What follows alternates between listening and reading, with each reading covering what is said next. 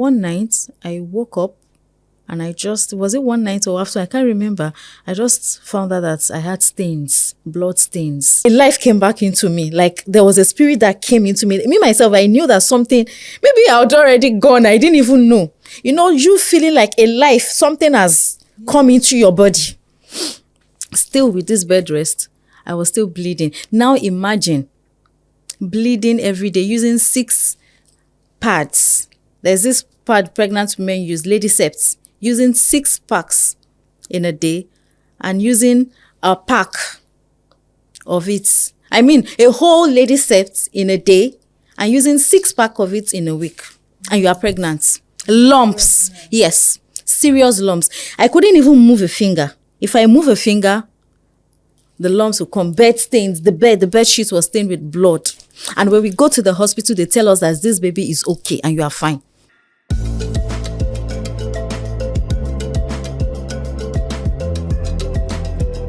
Welcome to ForFamilies Podcast. Here we discuss everything about the family. And when you think about it, it concerns every single one of us because we're all members of a family.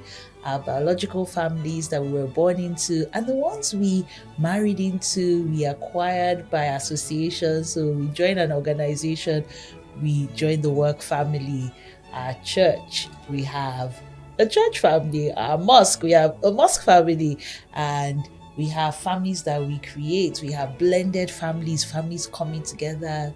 We have in-laws, we have steps, halves. Yes, so you can see that we can't run away from the conversation on family. And I'm so glad that you're here today. My name is Isabella Adediji, and I'm excited, as always, to bring you an episode of ForFamilies Podcast as your host. So if you're not already following us on social media, here is your cue. This is a heartfelt plea. Please go to Facebook, TikTok, as well as Instagram, and give us a like, give us a follow, and share our content. And of course on YouTube, make sure you subscribe, you tap the notification bell so you never miss out on all the details when we drop a new episode. And of course, if you're on Apple Music or Spotify, if that's where you get your podcast from, it will really go a long way if you can rate us. So yes, that's the end of my heartfelt plea, but it promises to be a packed show as always. So what's our topic today?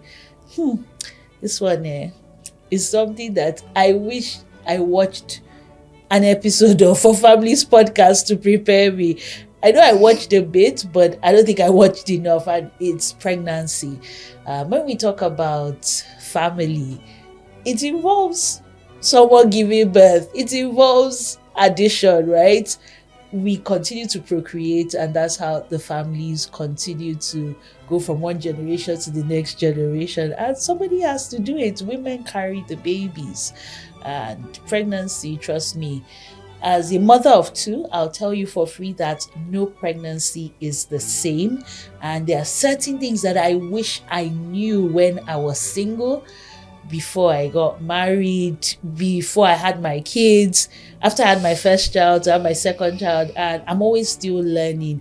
And there's so much that we can gain from people's experiences. And also, as women, when we are pregnant, not all of us have the luxury of just staying back at home. Some of us are forced to have bed rest because of medical conditions, but some of us are healthy enough to continue to carry out other responsibilities in the home, in the workplace, and just getting about our everyday life. So how do you even combine everything? And I'm really excited to unveil our guest. You know how we do it in the ForFamilies Podcast way. She is a foodpreneur. She is the founder of Farms Chili Sauce. I'm sure you know about them on social media. I mean, they have lovely sauces like their green chili sauce, their black chili sauce, which is known as shito, their chili oil.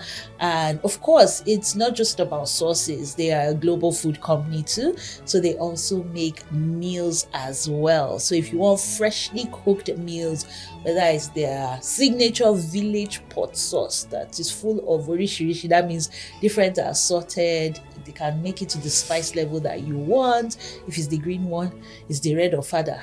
If it is seafood okra, just think about our Nigerian soups. Think about our Nigerian dishes, the rice, the stews, the sauces, gbogbo. That means all of them, do check them out. And that's what she does. And she combines that with being a mother, a wife. She has 2 children. And what will interest you is that there's a way she tells her stories when you go to her social media pages. And that's because she has a background in journalism. So she did take a course at the Nigerian Institute of Journalism. So when I'm telling you this is a powerhouse, please, I think we need to get into the conversation, because all that talk about food, I'm already getting hungry. And trust me, their food is very, very delicious. So join me in welcoming our guest for today, Toyyibah Shehu-Mohammed. Welcome to ForFamilies Podcast. Thank you for having me. And I appreciate. I'm honored to be here. Thank you. You look lovely. I like the thing with the glasses. I might just have to take it from you before you go. Yeah, sure. Thank you so much. Thank you for having me. I'm honored to be here. Oh, thank you. Yes. It hasn't been easy to get you. You're supposed to come the other time. She's a busy woman. Honestly. Yes, so making sure we're eating healthy, nutritious meals. Satisfying customers. Yes, so well done, and thank you for honoring our invitation. So I'll get right into it. Can you recollect your earliest memory with pregnancy? Maybe it's seeing your mom pregnant or an auntie pregnant, and what you thought pregnancy was back then. Now juxtapose it to what your first lived experience of pregnancy, the reality. was. Yes. Yes, my big sister, actually. I think back then I was in secondary school, just leaving secondary school or thereabouts, and she gave birth to her first son, and then I needed to be there for her. So I think that was the first time of seeing a baby, a newborn baby, and carrying, a newborn baby and helping her, live through the struggles of being a new mom, for her to get her strength back and all that. And back then, I never thought about pregnancy, like you getting pregnancy. I just knew that women would give birth. And, it didn't just occur to me. I just knew that we had a baby at hand. And I think that was my first experience of having a newborn baby at hand. Subsequently, I think my other big sisters too, is just to go help them take care of the babies and then just go back. But I've never sat down like a young woman to think about how do women really, conceive and get this pregnant. I've never really sat down and thought about it until when the reality hit me. The reality. It wasn't just every guy carry baby. It wasn't it at all. Why wasn't it? Like, what surprised you? What shocked you? What was your experience like? Well, being a single lady, I knew that one day I was going to get married. But, maybe because I just live the day, I live every day just as it comes. I've never for once really sat down to say that, okay, this is the reality of, you getting pregnant, how you get pregnant, I've never thought about it. Maybe because I was just a young girl, an innocent young girl, They call it, there's something Yoruba call, I want to get inside. Yes. That means the ones that are always at home. Yes, always about books, always about studies, always, just living your life innocently without, so much of, I wouldn't call it negative exposure, not so much of exposure, just a young girl or young lady just living her life. That's just it. Okay. Yes. So when you first got pregnant with your first child, what shocked you? Like, let's take the first trimester. Well, it wasn't actually really easy conceiving. So let's even go before yes. children. Yes. Getting married, just a young, innocent lady getting married and, you just know that you are in love, you fell in love, Yes. and this is the man you wanted to be, with, you want to spend the rest of your life with, and then married as a virgin, and you just have to live life as it comes. And then all of a sudden you just realize that maybe after a month you didn't see your period. You didn't even, of course you take track. I'll take track of my calendar and everything, but it just occurred to you one day that you have not even seen your period. And spoke with my husband, and he was like, well, let's go do a pregnancy test. And when we got to the scan center and all that, in fact, what the lab told us it wasn't even a baby, it was the growth of a fibroid. Yes. So you missed your period. You Yes. thought you were pregnant. Yes. To go and get the good news. Yes. Only to be told it's Yes. a growing fibroid. Yes, a growing fibroid. And okay, so after the doctor interpreted the results and all that, they were like, okay, maybe this is still a very young fetus. Maybe you have to come back and then do another test. So we waited, and then we redid the test, and it came out positively. And that was how the struggle of being pregnant and living as it comes. So what happened to the fibroid then? Well, I was told that I had fibroid and I was also pregnant.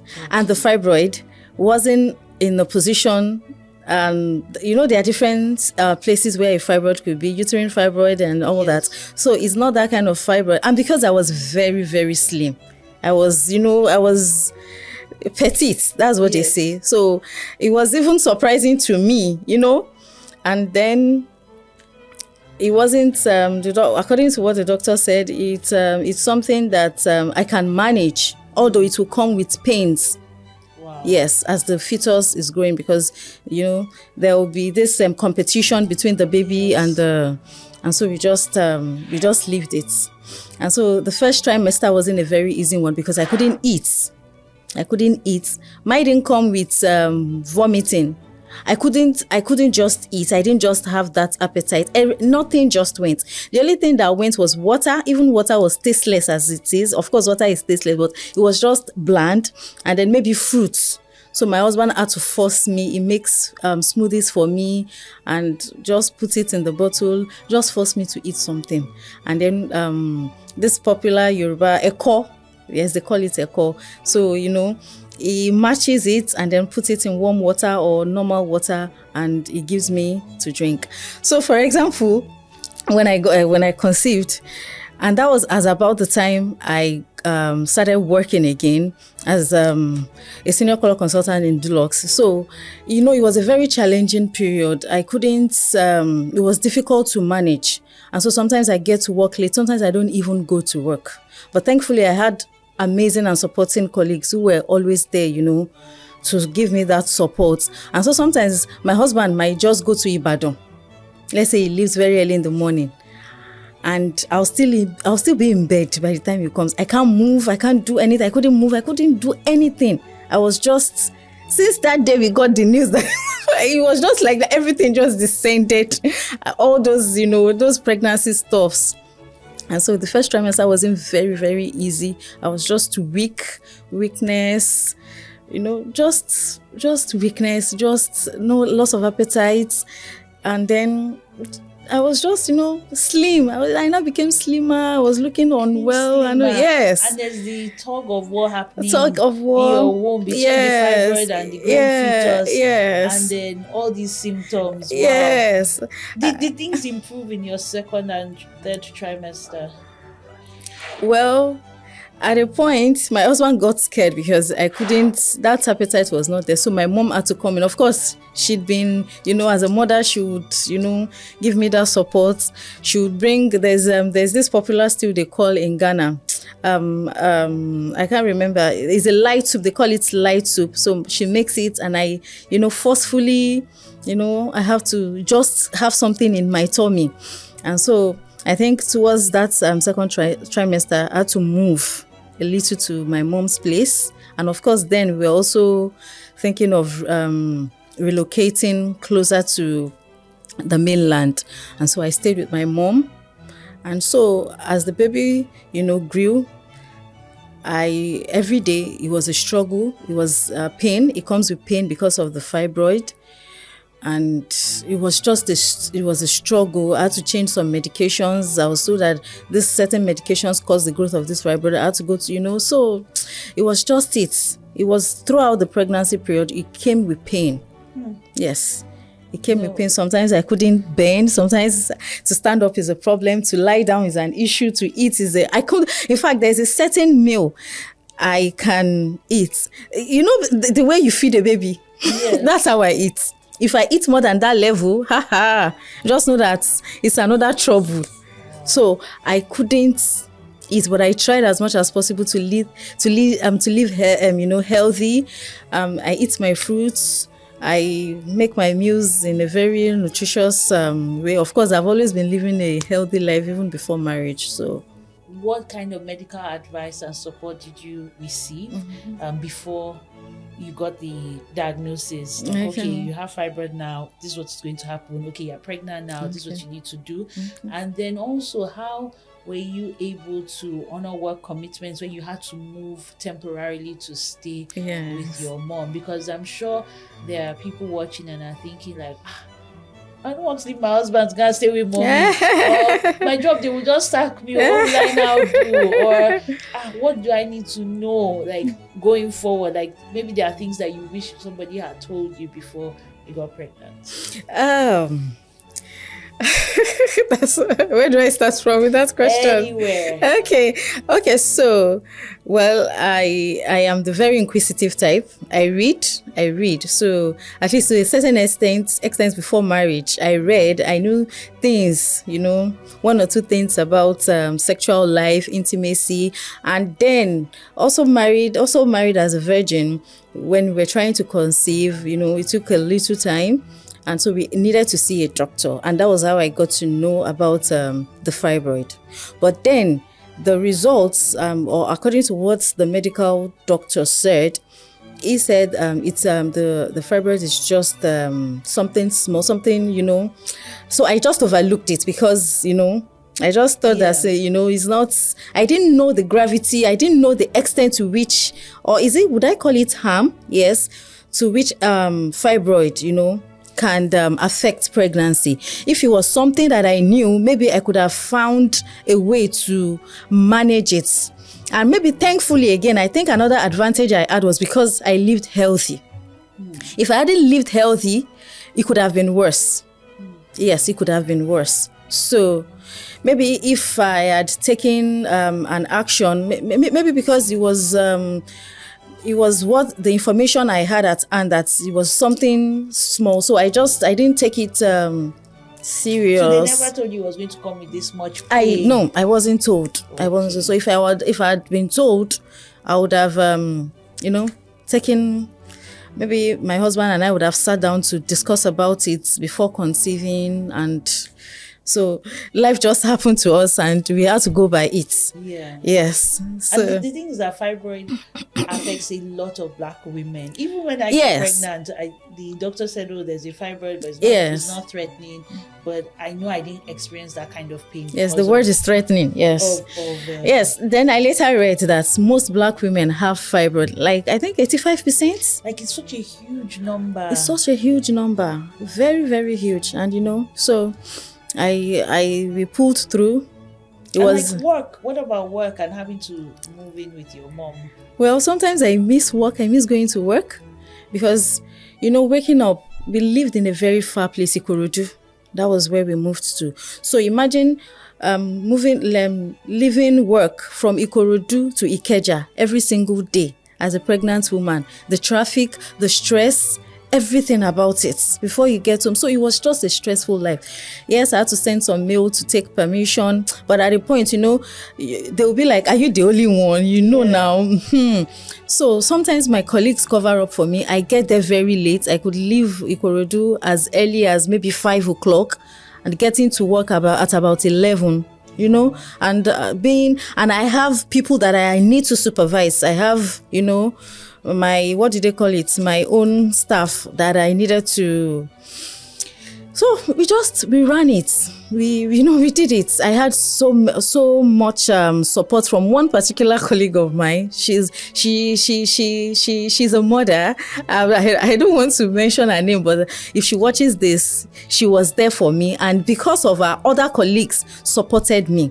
In fact, she also gave me some books to read about pregnancy, what to do, how to do it, how to give birth. And because, of course, I read a lot, I read those books, and that was what helped me during childbirth itself, during the process. Oh, you don't scream, you don't shout, there's a way you are going to breathe out, And then, of course, the antenatals too, I changed. In fact, I had to go to different hospitals, get proper medical attention.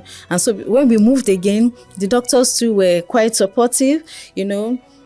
I went for my antenatal. This is what you do, this is what you shouldn't do, this is, and so I lived it. And then exercise also helped. It wasn't easy. Sometimes strength, you have to find strength. Nobody can find that strength for you. You have to find that inner strength. So I had to find that inner strength with prayers. And every day where a situation where my husband is supposed to drive me, I tell him, just leave me, let me just walk. I walked. Walking also helped. And I gave birth to my daughter, and a day before the birth, I went to work. I was already strong in my second trimester. In fact, I could carry a paint of bucket because we do with bucket. So sometimes my colleagues, yes, please, no, madam, we don't want to wahala. So a day before that, I walked. I remember that it was a Friday. I walked. I tinted colors, and my what did they call it? My assistant was not even. He was just looking at me because I would tell him, no, don't worry, I'll do it. So the work was just coming, and I didn't even know. And then the next day was supposed to be my antenatal. I got to the hospital. I knew that I was feeling cramps some few weeks before I came in. Before I gave birth, my mother-in-law was already around, and of course I got support from my mother, from her. She was already around, and I complained to my husband that this is how I'm feeling. They were like, it could be a preterm, is it pre-contraction or something like that? I can't even remember the word because once I'm done with pregnancy, I'm done with it. Braxton Hicks. Braxton Hicks, yes. Braxton Hicks. I can't even remember, that's the word. Yeah, false contraction, yes. Sort of. So I was having it. There was one particular night that it pulled me, that I had to hold it. And, that was some days before the birth. And then I went to the hospital, like I said, and the doctor checked me and was like, madam, you are in labor. You're like, no, I'm not in labor. Yeah. I said no. I was just looking at it because I didn't know what he was saying. I said, maybe I don't know. I'm like, you're 2 centimeters gone. He said, okay. And then you said, okay, if you feel anything. So the doctor gave me signs to watch out for, and then come into the hospital. So that very night, the midnight, that night, my husband took me for a walk, stylishly took me for because I didn't know anything. So we were just walking, and I was saying, I'm tired. He said, just walk a little. We walked and then came back late, at night, and then we slept.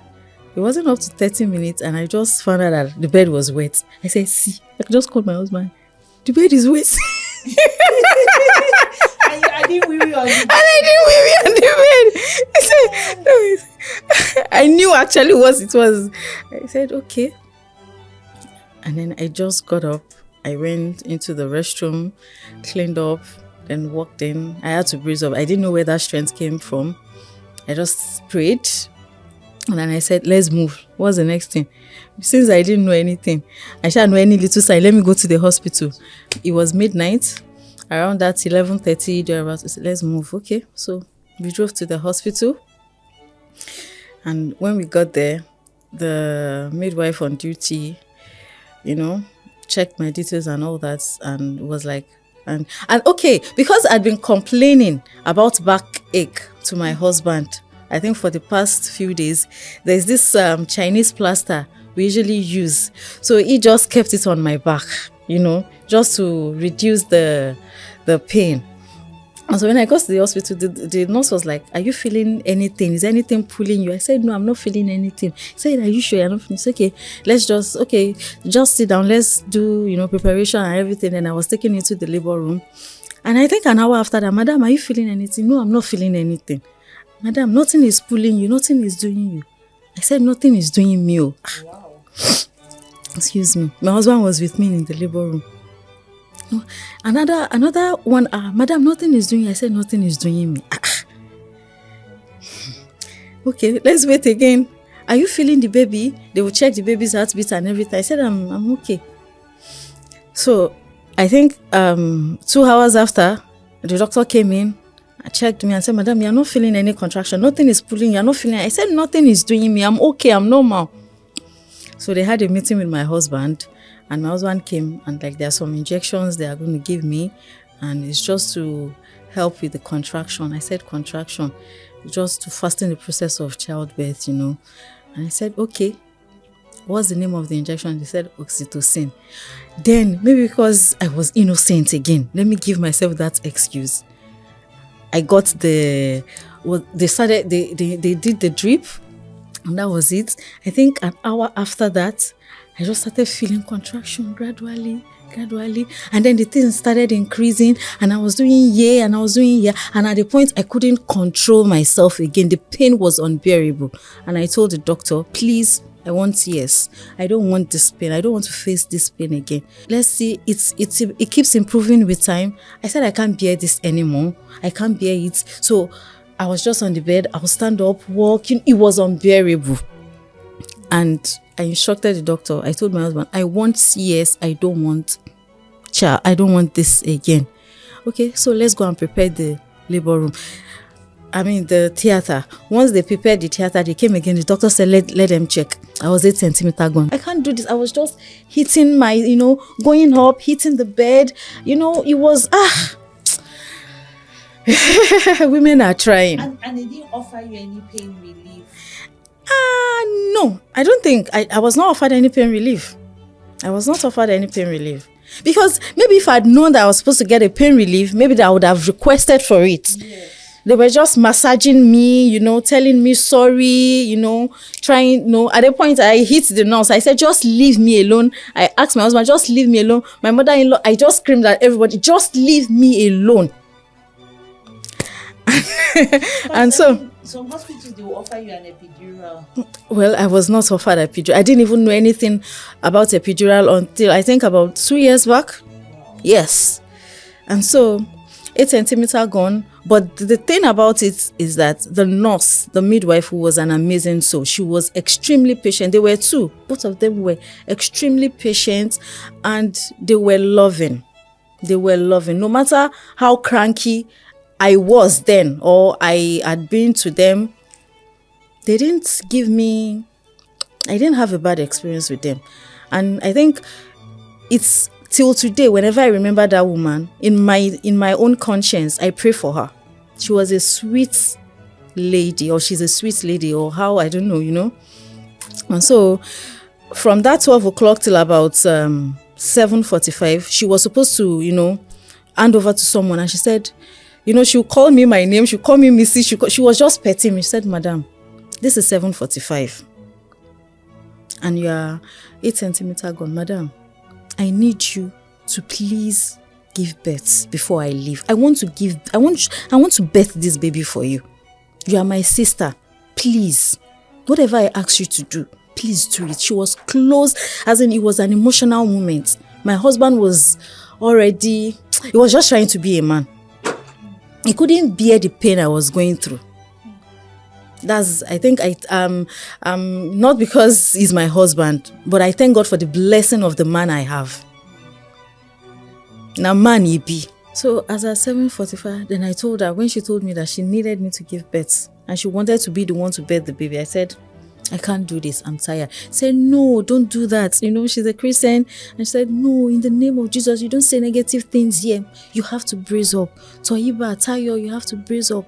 I said, because at the point I said I wanted to poo, she said, Next time you feel that pull, you said you wanted to, just tell me. And then that was it. And she laid me on the bed and we started. Said by 8 o'clock on the dot, I want this baby to come out. The other woman said, yes, I want this baby. We want this baby to come out. Already the heartbeat of the baby was dropping, going through the stress, and I was already weak. I think the only thing I was given was glucose. Yes, with some water. And then when you say push, I don't know how to push. You do like this. I'd already read about it. My colleague had already, taught me. But the practical aspect, it flew. So you do like this. You just push like you want to pull, And that was it. My husband would say, do this, do that. I did it and did this. And then she said, this is 5 minutes to 8. Tie up by 8 o'clock. You must give birth to this baby. And then the next thing said, push. And then I think they saw the baby's head and said, the baby's head is here, but you are too tight. I'm sorry, I have to give you a cut. And that was it. Slash. And I was given that serious cut. I didn't even feel the pain. That's the truth. Maybe because I was given injections and all that. And then they pulled the baby out. 8 o'clock sharp. Wow. Yes. It was like the presence of God was in that labor room that day, that morning. And as soon as I gave birth, the rain fell. And I felt relief. And she raised me up, cleaned me up like her own blood. Of course, it's their job. But there was this extra care, extra love that they both showed to me on that day. And I can never forget it. Yes. So we hear so many horror stories about how nurses can be. Yes. But this is such a stark opposite. And yes. It's a story of sisterhood. Yes. Of sisterhood, yes. Of women supporting women in the most, vulnerable moments. Yes. And they were there. And I think one thing that I prayed for, because I was innocent, and whenever I pray, I just tell God, give me nurses and doctors who will have my love at hand, who will treat me well, who will not be wicked to me in any form, because you know that I'm innocent and I don't know anything. And you said we should procreate, so let's procreate. So spirituality too matters. Whether you are a Christian, yes. There is no single day I don't say that prayer till I gave birth. Wow. Yes, till I gave birth. Until today, yes, even though we don't use that hospital, I have the woman's number. Once in a while, I just drop her a message. Yes, and wherever I can. That's so powerful. Because, yes. That's like your most vulnerable moment. He was my most vulnerable moment. That's the time when you can say, hey, were you not enjoying it? Hey, were you not enjoying it? Like, you say foul words and... And at that point, this is your sister that is literally, like when Yoruba people say, really because it's like passing through the shadow of coming out. Yes. Yes. And now let's contrast it to like the second pregnancy, because a lot of times you think, oh, I was told that it's going to get easier with the second pregnancy. And it didn't quite. It was not. It's different experience. I don't believe in that myth. I'll say it. Second pregnancy, that was 5 years after. It didn't come easy. I conceived again. That was during Ramadan, the fasting period. And I didn't even know that I'd conceived again. And so there's usually this memorial lecture we hold for my dad. And I think the next day after that, I just realized that I had this sharp pain. And I went into, the restroom, cleaned up. And then I just realized that this blood is in form of lumps. So we went into the hospital. I told my husband. And before then, my husband, I think he gets to know. He said, you are pregnant. That was even before the miscarriage. I said, no. I said, this is hormonal changes. I don't know. This is Ramadan. Anything can happen. And so when he saw it, he said, this is miscarriage. But to be sure, let's go to the hospital. It was on a Sunday.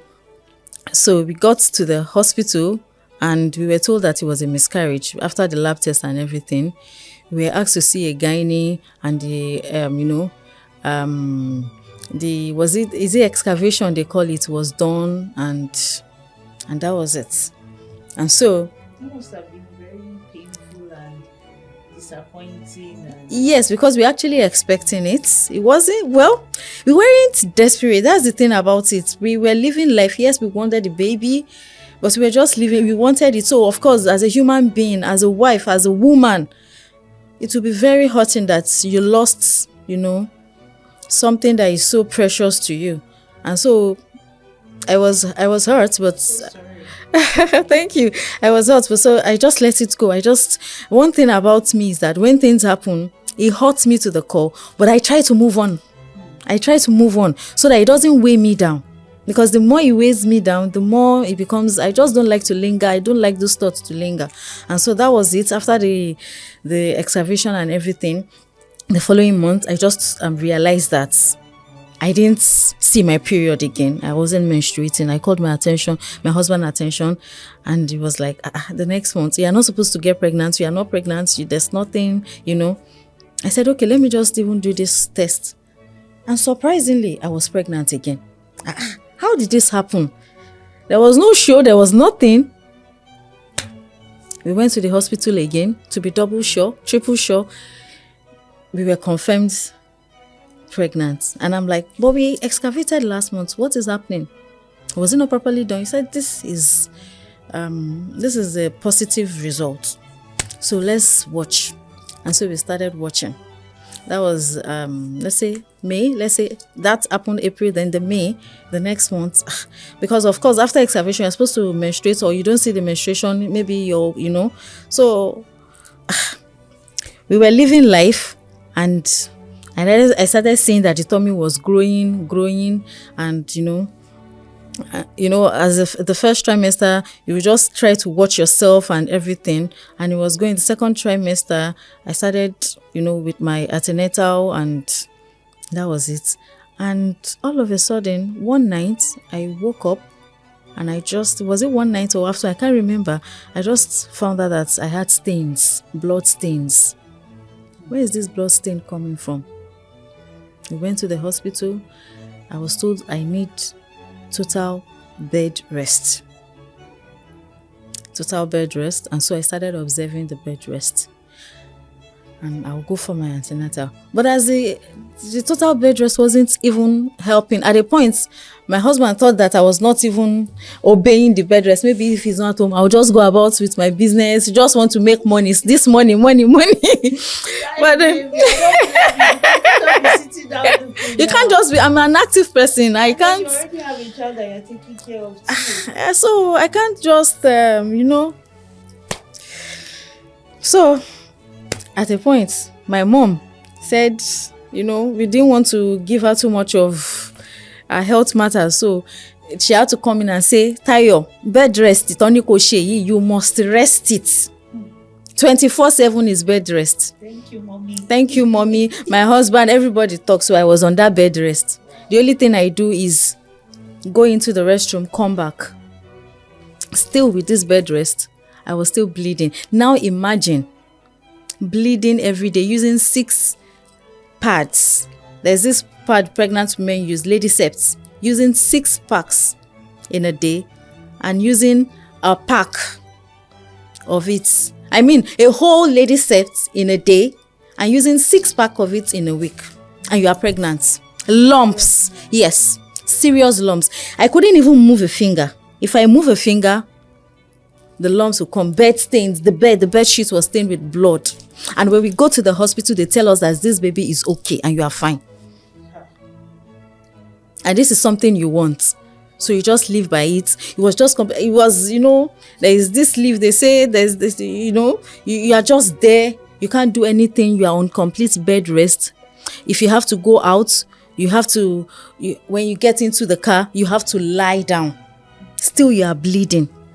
And amidst this, the baby is still fine. We changed the hospital. We went to another hospital. We were told that it's still bed rest. And later, they said it was the fibroid again. The fibroid now came into play. That is the fibroid that was shedding. How can fibroid be shedding? The fibroid is supposed to be shrinking. Yes, so why, we're giving certain, this doctor will say this, we went to general hospital, it was another same thing, you need bed rest, injections upon injections, drugs, as a pregnant woman. And at the point I said, I was 19 weeks gone, or close to 19 weeks gone, every single day.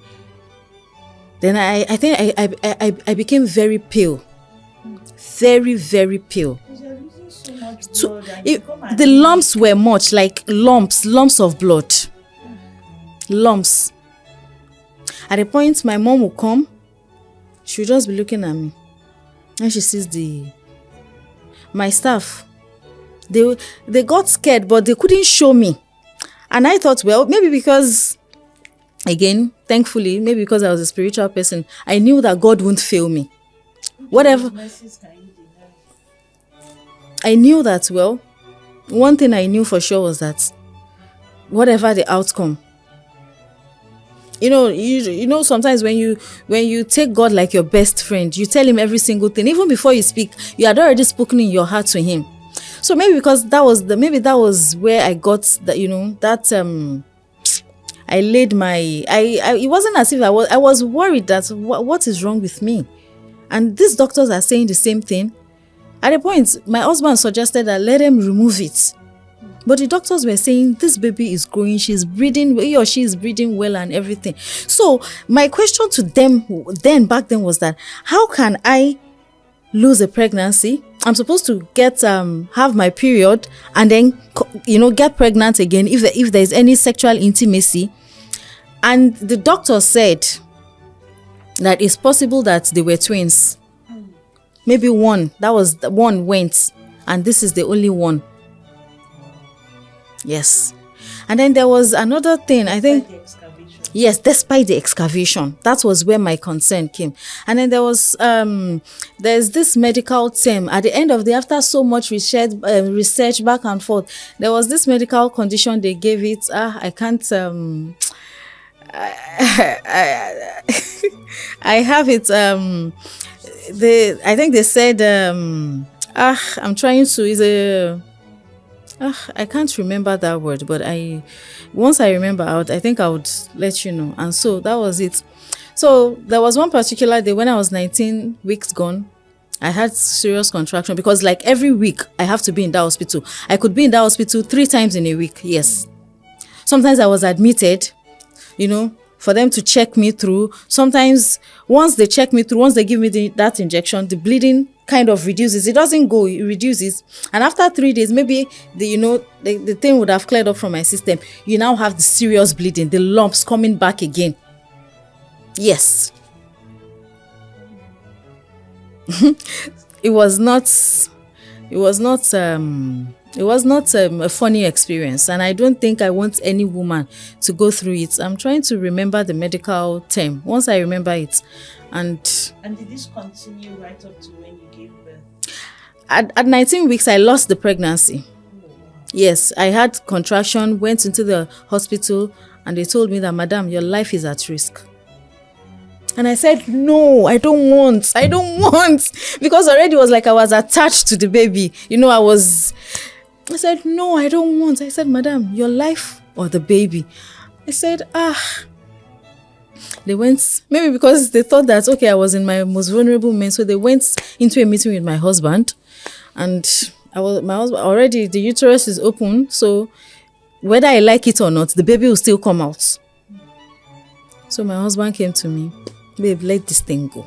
I said, no, I don't want it to go. I cried. Lord. It was not, I said, no, I don't want this pregnancy. So he said, baby, I need you to be alive. We can always have another baby. Think of Farhana, think of me, And so he went back to the doctors. Thank you. He went back to the doctors and they agreed. So when I was alone, I now told God again. I said, I went through this pain all alone, and this is the result I have. Maybe to live.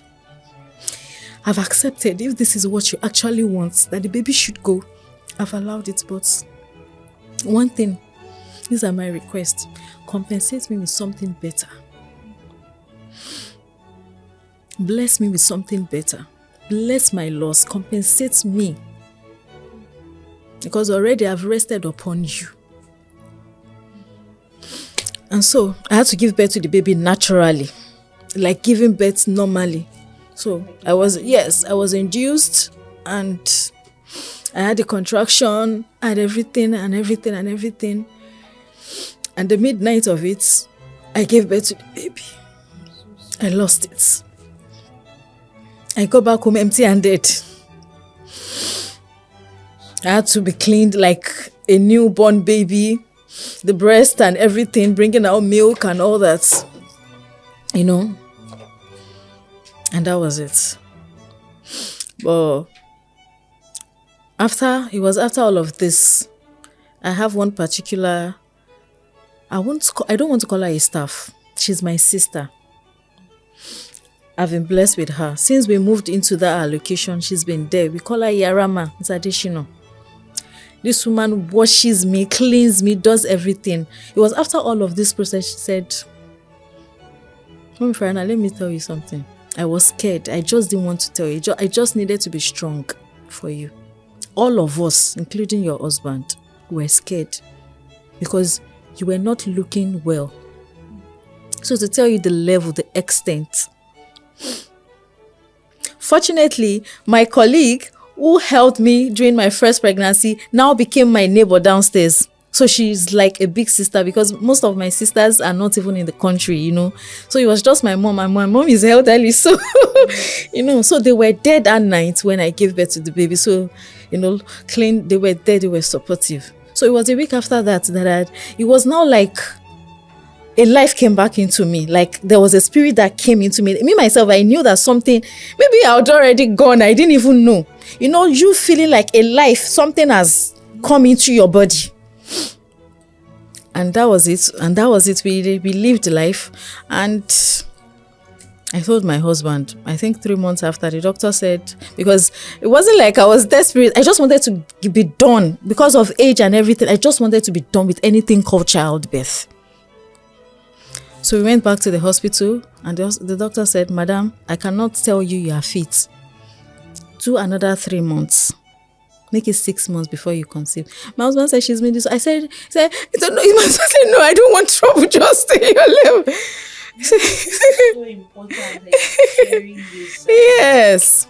It just shows like the power of partnership. And your husband seeing things. Yes. Like, that time when he saw you with all the lumps of blood and he was like, I want you, like. Yes. He was. It was. In fact, he cried.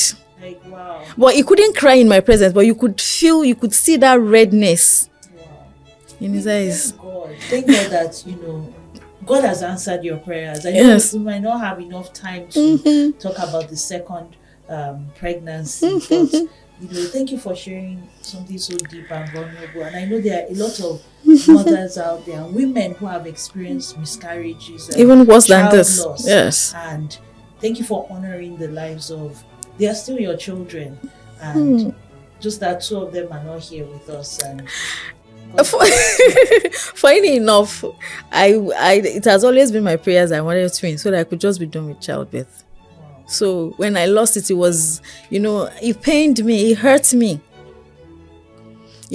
After the doctor said it, I didn't even tell my mom anything. One day my mom just came in and said, but why this blood? That was during the process. Why this blood? I said, maybe they were twins. I had another friend. She said the same thing. They were twins. The likelihood is so high. Yes. I can't think of anything else. I'm so glad that we're smiling now. Yes. God answered your prayer. Yes. Second child. Yes. Maybe not the twins. Yes. But thank you for sharing. And, my pleasure, Mom. wishing you all the best. Thank It's you. good to see you working what you're doing with Fam's chili sauce. Yes, well I couldn't done. even walk throughout that. Yes, I was going for interviews and everything, meetings. Nobody knew, even despite it. I just knew that when I get there, I will just tell them I need a seat. I can't stand to talk. I just want to sit. So, thank you so much, and wish you all the best. Thank guys. you. I hope you've been blessed. I know I have, and encouraged. Thank you for being so open here and wish you all the best. You're welcome, ma. Thank you for having me. Okay, I'm not mad. One thing mommy Farhana. Her name is Farhana. One thing I just want us to learn as women is that we should know ourselves. We should read. Yes, sometimes, religion will tell you that be saints, be clean before you. Yes, in the process of trying to please God, also read. Read very well as a woman. Know yourself, know your system. If you're able to know your system, I wish I'd known all of this. If I'd known all of this, maybe, more knowledge, having more knowledge and everything, maybe would have, So all in all, God was faithful. So thank God for God. Yes. Thank you so much. You're welcome.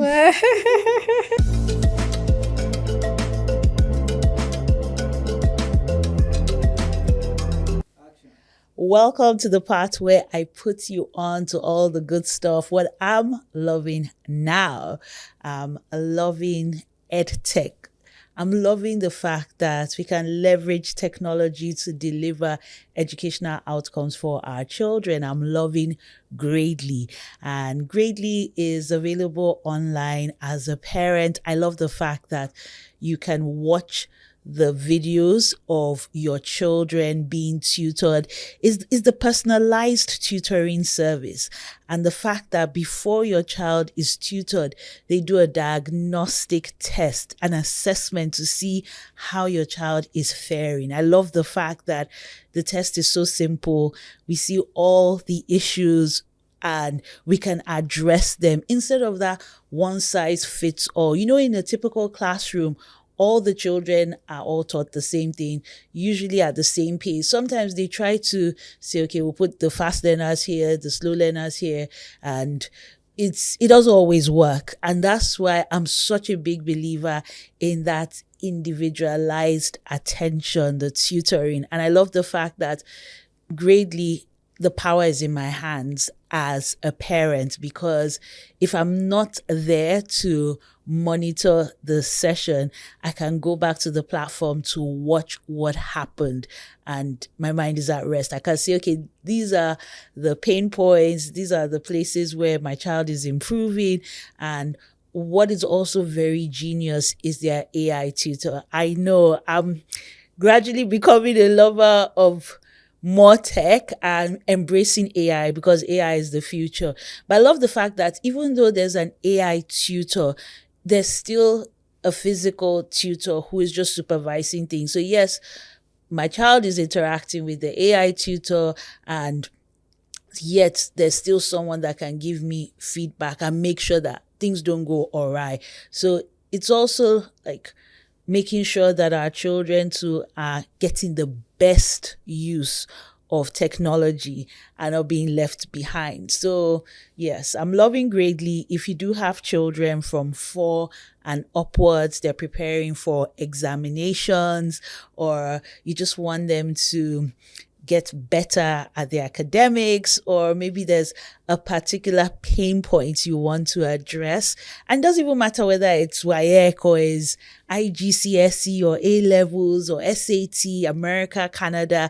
I think the fact that Gradely is available in so many countries is also a plus, because let's face it, Nigerians are everywhere. We're taking over the diaspora. So if you're looking for that individualized tutoring service with an actual tutor and also an AI tutor, you can have a mix of both, or you can say, look, I just want to be old school and just have that physical tutor. Then it's great, and it's all tech enabled, so you can always go back and see, oh, what happened. Because I know many times I want the teachers in my children's school to send me videos, but imagine being able to just be a fly on the wall and see everything happening and observe and see how your child is doing. So I think it's a great one. So do check them out. Doesn't matter what subject and what age, from 4 upwards, what curriculum, trust me, it comes highly recommended, Gradely. And that's what I'm loving now. What are you loving? I want to know. Connect with me in the comments, and I can't wait to bring you more of the good stuff.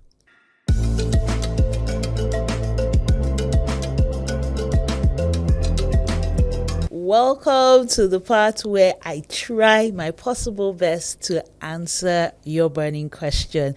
And this is a question that was put across by someone very fond of the show, an ardent supporter of the show. So thank you. You know yourself for this question. Under anonymity, it's okay. So that's the thing. If you have a question for us and you don't want us to mention your name, that's fine.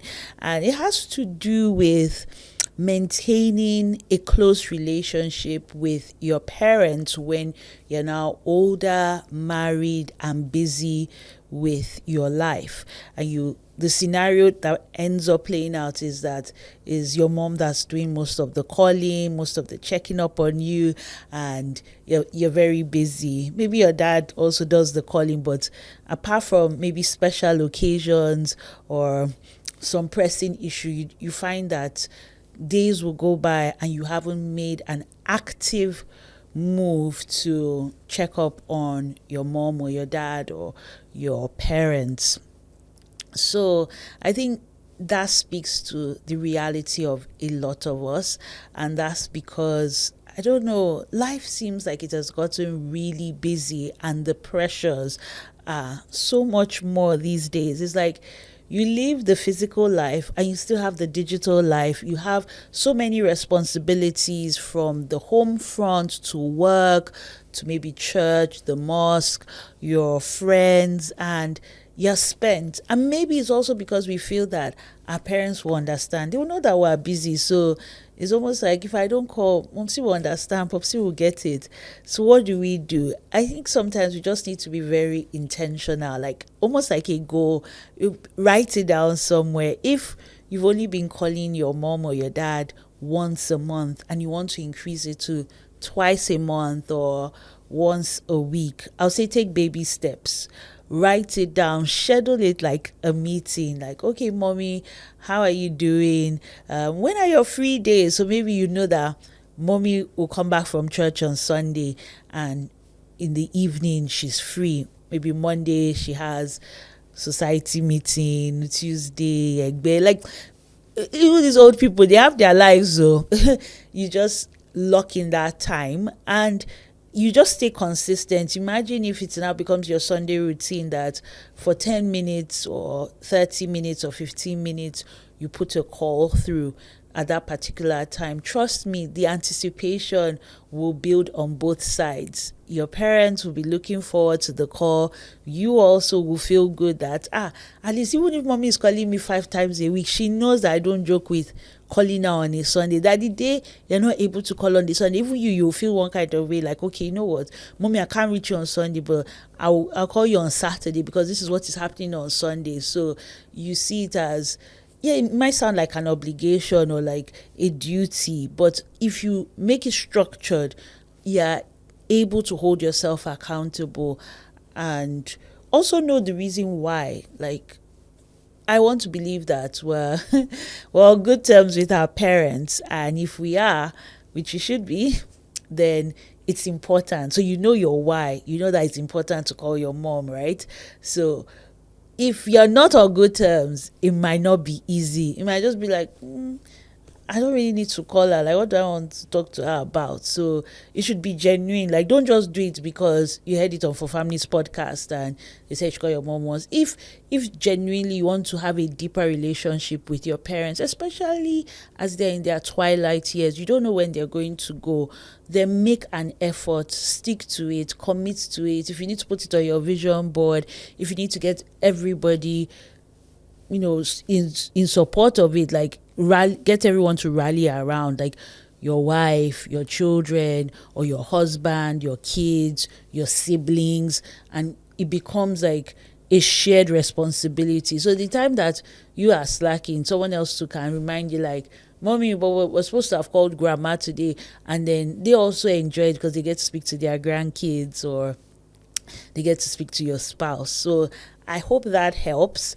And like we always say in Nigeria, and as people of faith, take it to the Lord in prayer. Like, if all else fails, you do everything, and for some reason you're just not able to, then just tell Baba God, like, God, help me to desire it, or help me to find the time, or help me to ensure that the connection is there. Maybe there needs to be healing done on both parts, and that's what there's like a bigger issue that is actually preventing you from calling your parents, and it's not just you're busy, and that needs to be addressed. Then you can pray about it. If you need to go to therapy, if you need to get counseling, if you need to have a heart to heart, and then make sure that you do that so you have your mind free. So yeah, I hope that helps, and all the best. Mommy deserves all the calls. Daddy deserves all the calls. I know they can take our time, but try to make the effort. And a message here, a message there also goes a long way.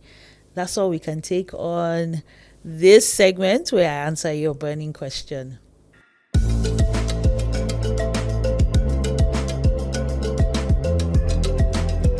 What a show we've had. Wow. Can you imagine we're at the end of season 2? Can I just say thank you for rocking with us? Like, thank you. You guys, thanks. Like, wow, this is what, our 24th episode. Thank you so much. And what a show it has been. I really love the guests we bring on this show because they always share from a very deep and vulnerable place, and it's a safe space. So shout out to all our guests too, and thank you for all your feedback, your comments. I have to say this thank you because the crew and we do not take it for granted. You make it worth it every single time we show up on set. So before I close, I want to ask you, Bebe, that means I'm begging though. Please share the link with your friends, share it with your family members, and just spread the word about what we're doing here on ForFamilies Podcast. There's somebody in your circle that will benefit from this because we're all members of families. We've experienced, whether it's childhood, infanthood, adulthood, teenhood, parenting, marriage. Some of us maybe have even had to go through really trying times. And that's why on this show, we don't hold anything back, whether it's pregnancy or it's a divorce, separation, or having triplets. So yeah. So if you're just new and you're just making it to the end of this episode, please go and binge on all the other episodes, 2 seasons strong. Trust me, you'll find stuff that will help you, inspire you, and make you take action. So please follow us on our social media platforms. We're active on Instagram, we're on TikTok, and we're also on Facebook. So please like us, follow us, save our content, share it. And on YouTube, make sure you stay subscribed to the channel. You're tapping the notification bell if you haven't, to ensure that you get notified when we have new episodes, when season 3 drops. Make sure that you're locked in. And of course, wherever you listen to your podcast, whether it's Apple Music, Spotify, please show us some love. A rating would go a whole long way. It's a big deal for us. So yeah, thank you so much, and I really hope you've enjoyed this episode. Please keep the comments coming in. Our DMs are open and would love your feedback, especially as we're going into a new season. So let us know some of the topics you'd like us to discuss and some of the guests that you'd like us to invite. And if you want to be on the show, why not? Shoot your shot. This is me telling you to. We want to hear from real people with real stories all about the family. So till season 3 comes, I remain your host, Isabella Adediji. Bye for now.